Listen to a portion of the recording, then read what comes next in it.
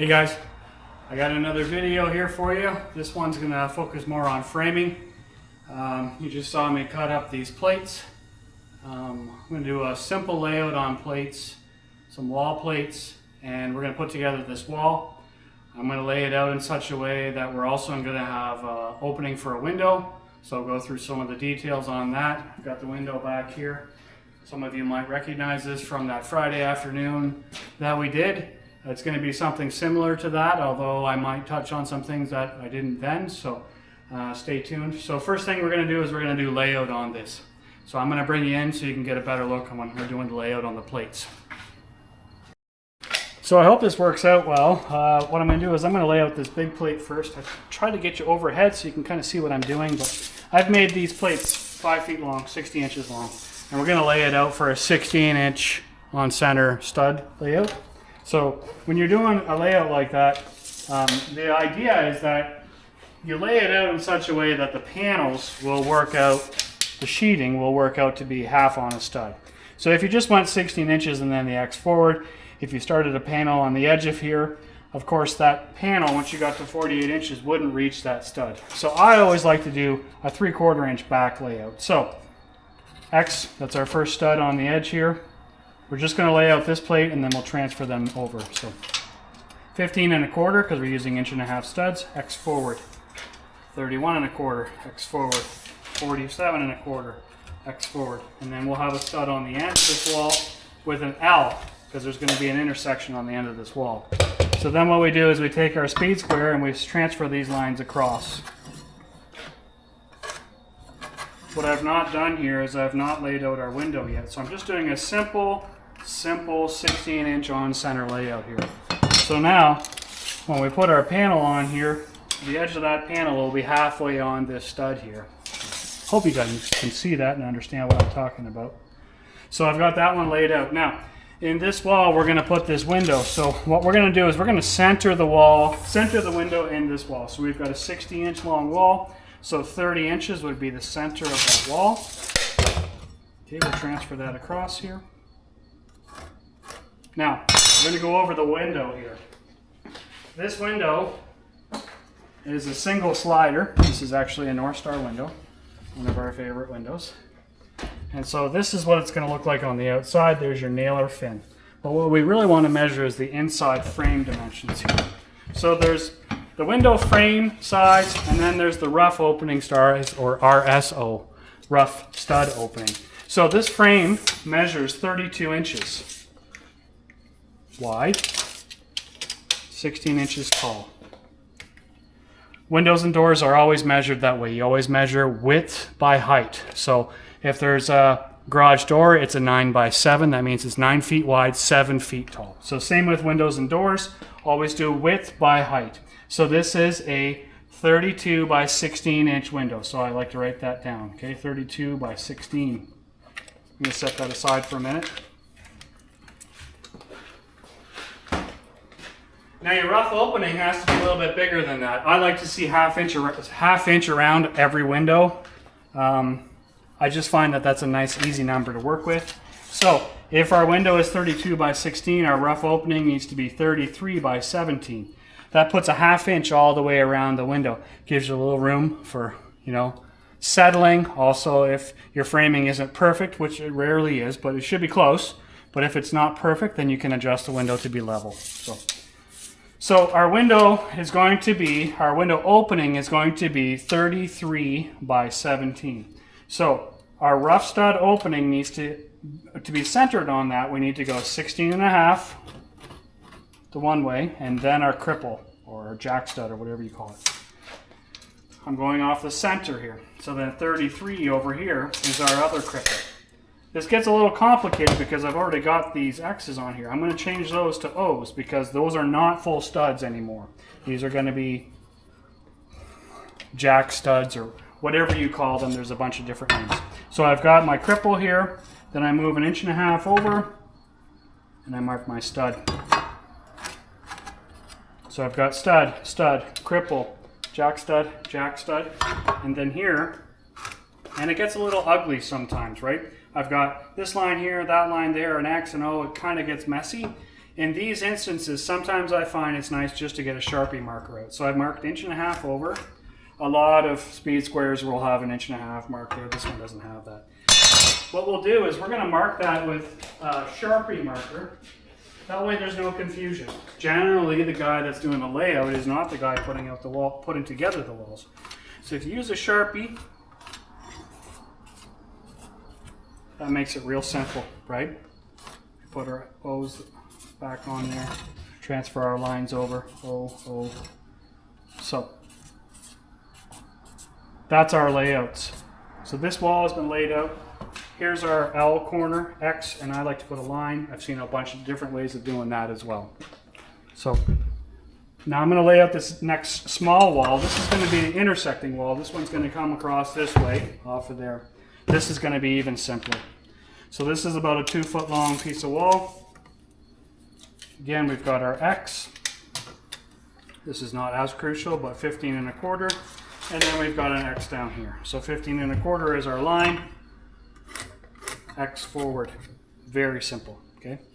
So we've got bottom plate, top plate, bottom plate, top plate.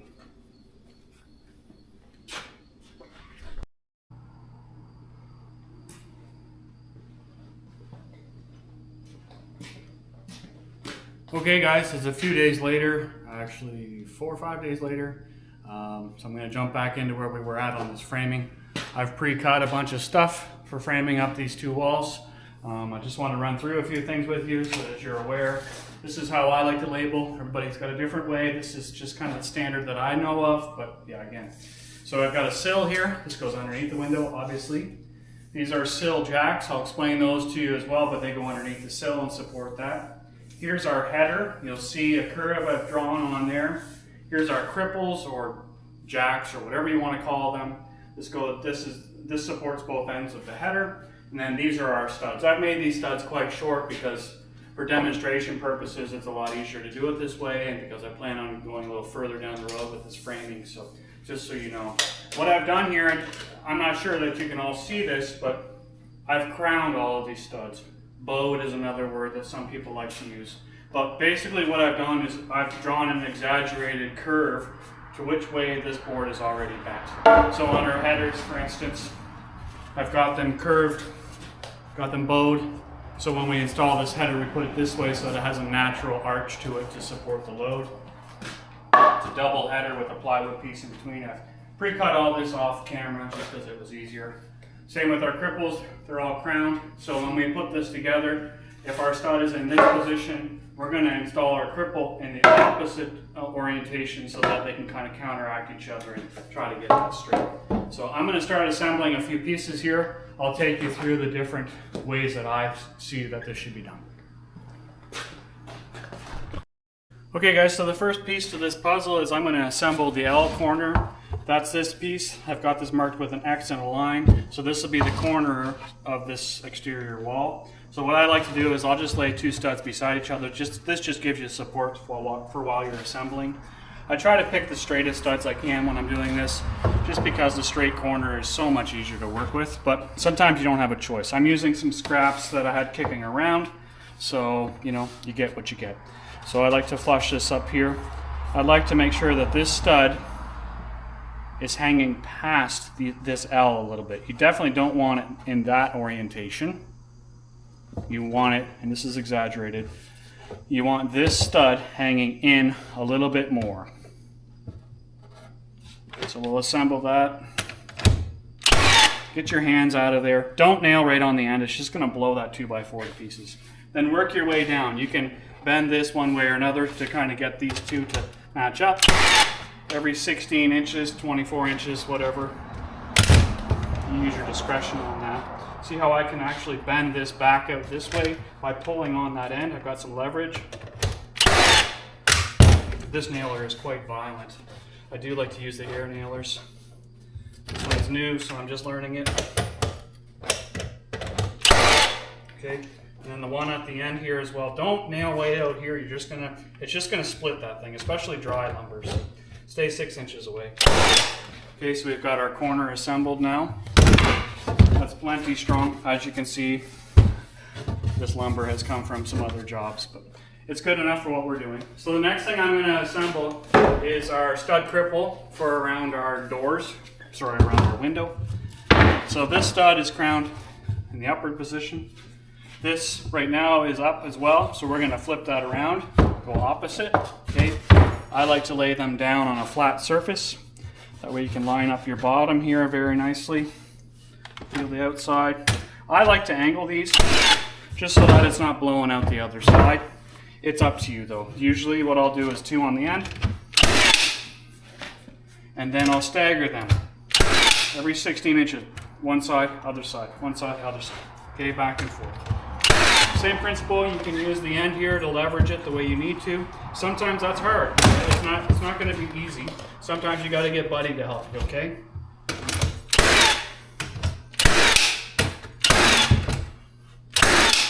Okay, just finish it off with 2 here again. I've got boom, boom, boom, boom, and 2 at the bottom, okay? So that's a stud cripple assembly for a window opening. It didn't come out perfect.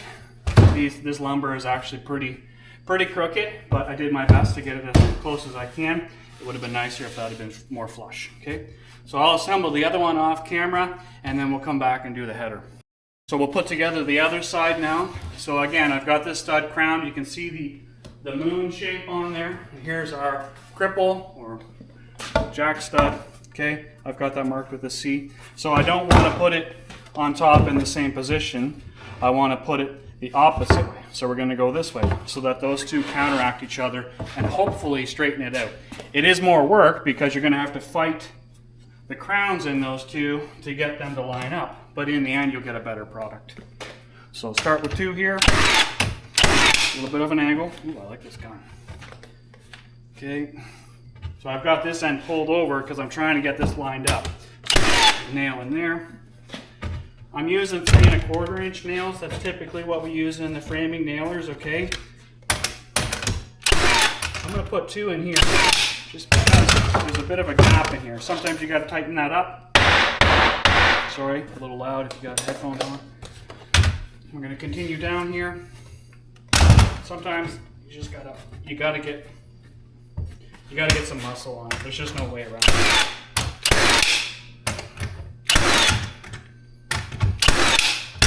Oh, that one was a little tight.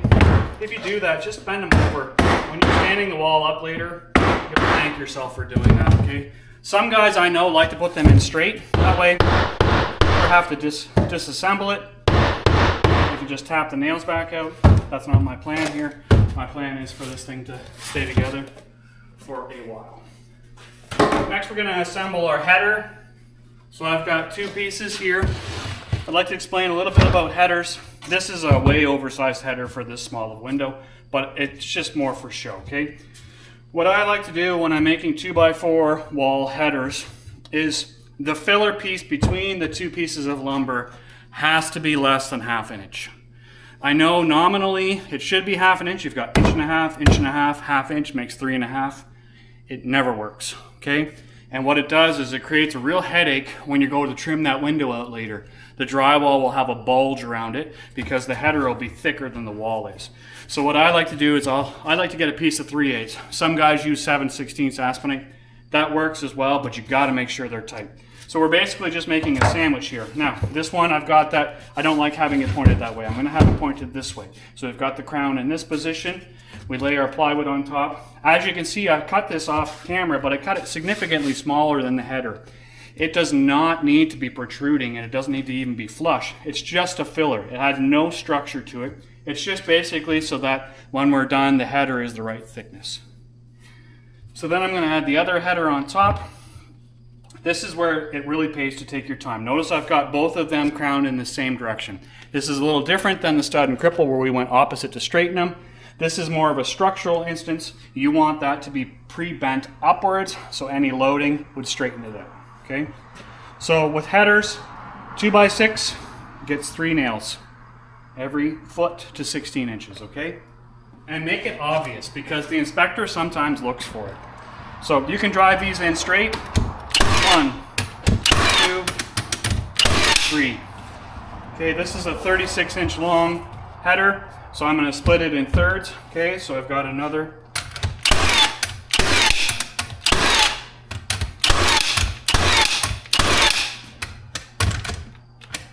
out of nails.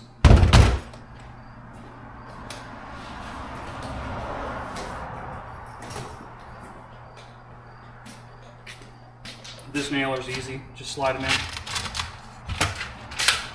Pull it back, you're ready to go. Don't put the nails way out on the edge. There's again a pretty good chance of that splitting.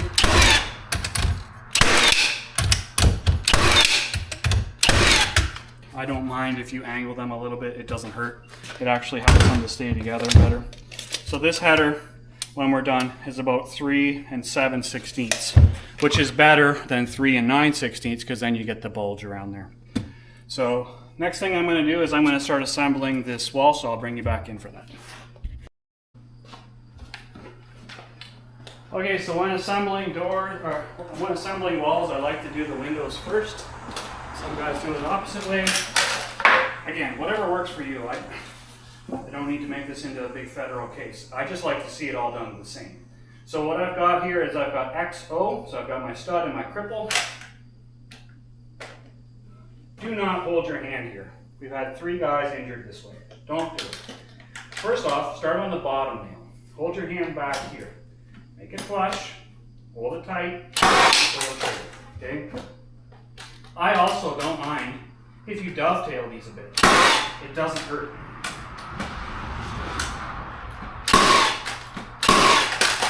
What happens a lot is people will hit that top edge like that, the nail will come out and chip this edge, and come flying off and get them in the hand. We've had it happen twice. You can laugh or whatever, but it does happen, and it's happened to a lot of us.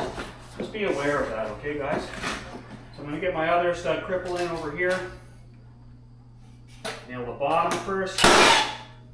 Put your hand back here. Maybe check. It's flush. Okay. Stud and cripple are nailed in there. Do not nail the top right away. It's going to make your job harder. Take that plate, push it back. Can you see me here?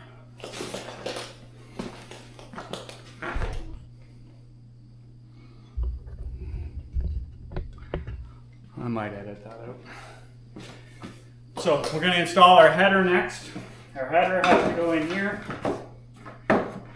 You can see how having this not nailed is a lot easier for moving it in and out and getting it in the right position. This stud and cripple are actually twisted, so I've got them square on that end, but not on this end. So the nice thing without having these nails nailed is that you can lift this header to make it flush. Nail it in here. Again, a couple dovetails. When I say dovetail, I mean don't just nail all the nails straight in because then it can pull out easy. If you have them crossways a little bit, it makes the gripping strength a lot better. Okay? You don't need to pummel this full of nails. Okay? I've seen guys just go crazy with the nailer. It's not necessary. In here. Okay. We're nailed in. Next thing you can do is put your plate on top of here. It's going to be hard to make sense of this because you don't see your cripple here because your header's in the way. But that's where the X's come in play. Okay? Nail that in here.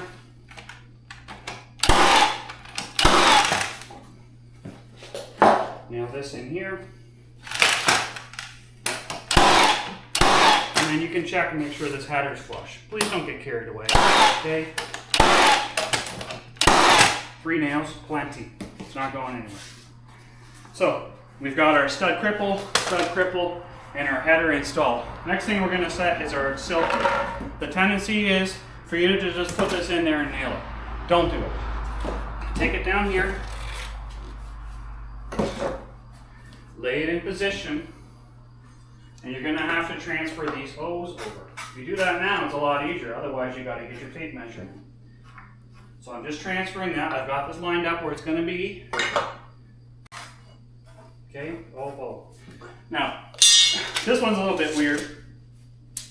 I like to have a sill jack along the stud cripple pack here and here. And there's another sill jack right beside it. So instead of trying to space that and make the insulator's job horrible, we're just going to stack 2 there. It's going to keep your layout, and it's just going to be a lot easier for everybody down the road. So, don't put your sill in yet. Sill jack, put one along here. I like to Lay it on the side here. Bam, bam. You don't need nails in from the bottom. You can do it if it makes you feel better, but it's not necessary.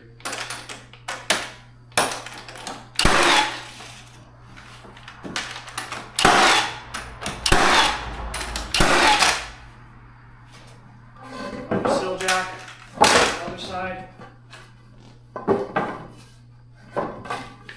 This lumber, pretty nasty. This one's got a pretty big bow in it. But it's okay here because we can use the stud cripple pack to straighten it out. See that? See how bowy that is? That's actually pretty bad. I don't even know. We'll make it.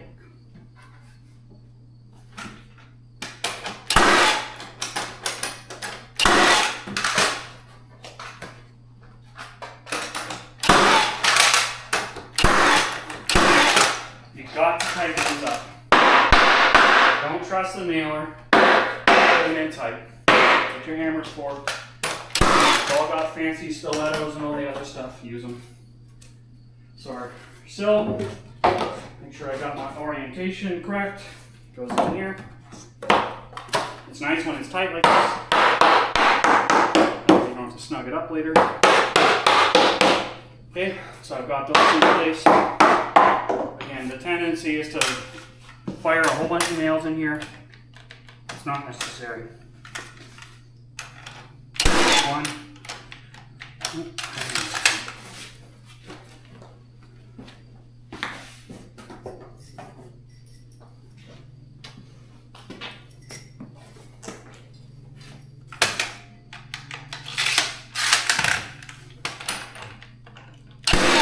2. Okay, so now we're going to fill it in with the other sill jacks. Not the nicest stuff. It is what it is. Again.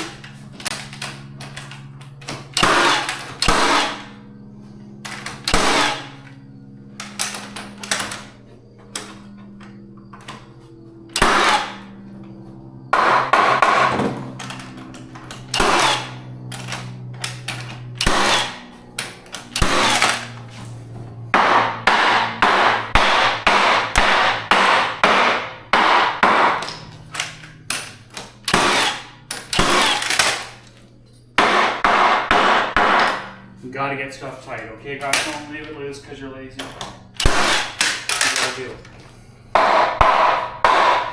I'm using nails to drive that down to get them all back in line. So we've got that stacked up there. 4 in the center here.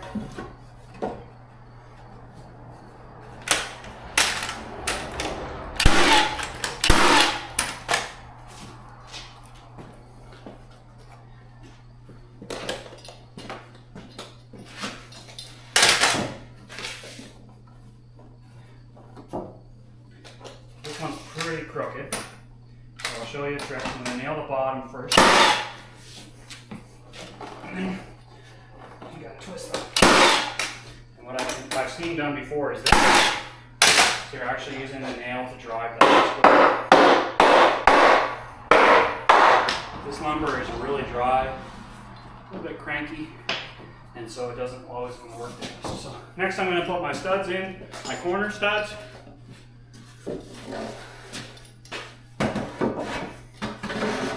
One.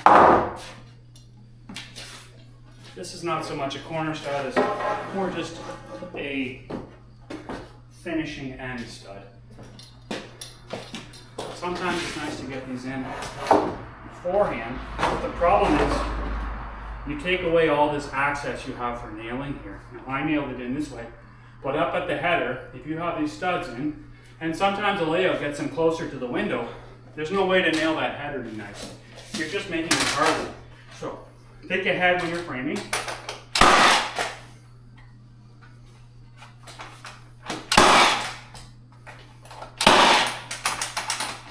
These got to be nailed in nice. There's a tendency, again, to over nail it, and then you just turn it into mincemeat. Hamburger.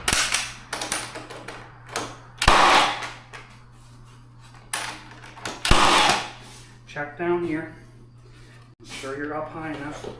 I've seen it lots of times, those are hanging down. Corner. And our end stud here. There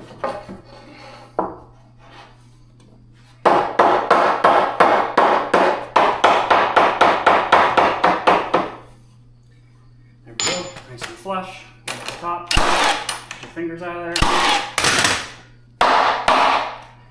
A little bit crappy lumber here. When you're building walls, if you've got junk lumber, send it back. Don't keep it. You pay a lot of money for lumber. Might as well give the customer a good product.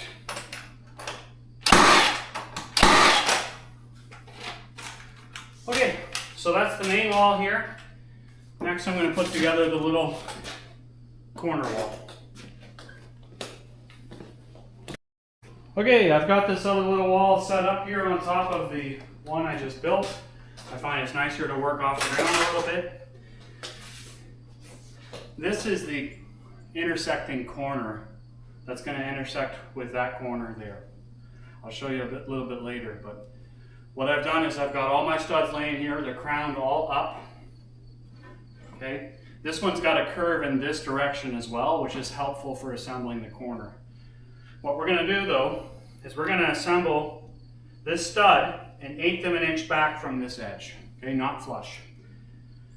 When you assemble the corner, when you get both these walls stood up, if this is pulled back of an 1/8 of an inch or so, when you nail those together, it draws everything nice and tight. The key is to have the plates nice and tight.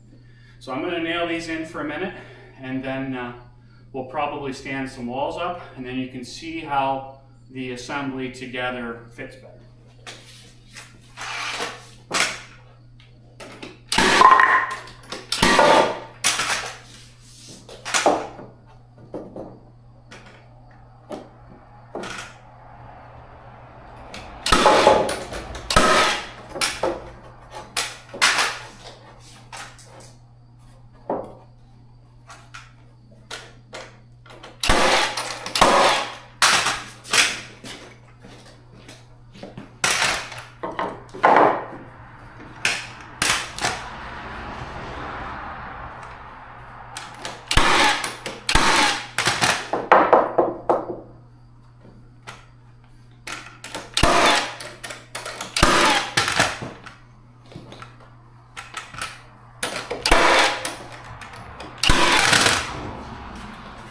Okay, there's our walls put together. We're going to stand them up now. Be nice if I had a hand, just me, so I'm going to cheat a little bit and stand the little guy up here. I'm going to lift this wall.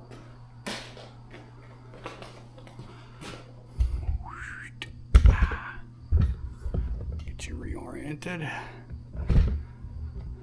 Okay. Standing walls.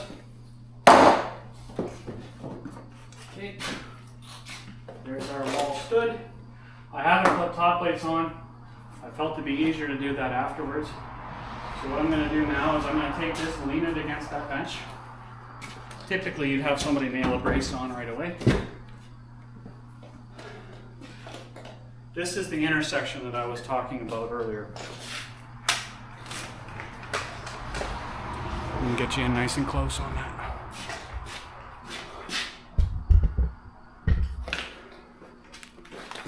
So this and this need to be connected together. Pull them in nice and tight. Now you see how these plates are touching nice here, but the studs are not, and that's okay. What I'm going to do is I'm going to nail these together. I've got them flush on the back side here. Oops. Oh, doesn't that figure?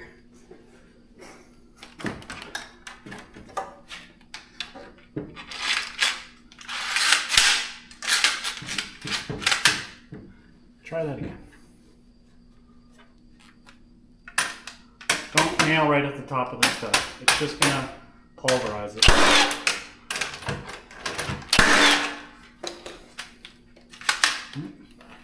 Nailer's not happy.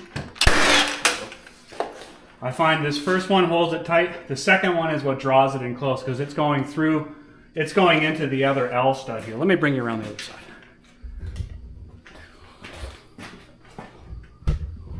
Here we go. Okay, so I'm going to start at the bottom now. Again, you can do like work down. I just have always found with corners it works best to do the top and bottom. Okay. My plates are nice and tight. The stud has about a 3/16 gap here. I'm going to feel it for flush. Once it's flush, nail it in. You can stagger these or do doubles every couple feet.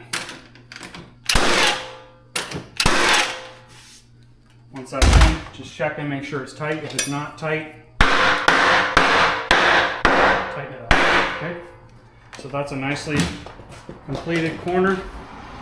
Next thing we're going to do is work on our top plates. This top plate is going to extend over top of this wall. This one will be cut back 3.5 so that this can extend over. It's kind of like Lincoln logs. You're just putting stuff together. There you go, assembled. All right, some top plates here. The idea behind top plates is that they lock the walls together. So I've got things flush here. I pre-measured and cut this off camera, but you get the idea. What I like to do is a couple there near the end of the wall, but don't nail them right at the end of the wall. It's just going to split that, right? Stay back a few inches. Get this flushed up nicely here. And then got this nailed. Just 2. You don't need to put 8,000 nails in there, okay? Now we're going to bring this other one across here. So we've got this overlap joint here. Makes it really strong. Lots of homes have been built this way for years. It is a bit of a test of character. Most people would say if you can tell how well a home was built by how tight the plates are, there's something to that. So I'm going to finish nailing that off, and then I'll walk you through what's done here. All right, so there you have it. There's a finished wall assembly. I think that's going to be the end of this video. I'm going to do some sheeting next and put the window in, some Tyvek, but that'll be in another video. Just to review, we've got our stud cripple, sill jack, header, corner L. Now that this is put together, you can kind of see how that works. Okay, there's the L itself. These are the two that we assembled first in an L shape. And then this one gets nailed into it. Remember, we left that a little bit loose, but look now. Now it's nice and snug. So nailing that together pulled everything tight. Some of this framing could be done a little bit better. I was rushed on camera, so there's a couple things I saw, like right here. This was laying on the ground, so I couldn't see it, but that's not really flush. This needs to get driven in, which can be done still, okay? You can take some spikes, some hand nails, or even some screws and drive that stuff in tight. Part of it too is that split when I was nailing it. This is dry lumber. Wet lumber I find actually easier to work with, but so there you go. We've got our window opening, which turned out to be 33 by 17. Okay, so we'll bring you in again when we get sheeting on here. Probably be a different video, and then we'll put the window in and do some Tyvek as well.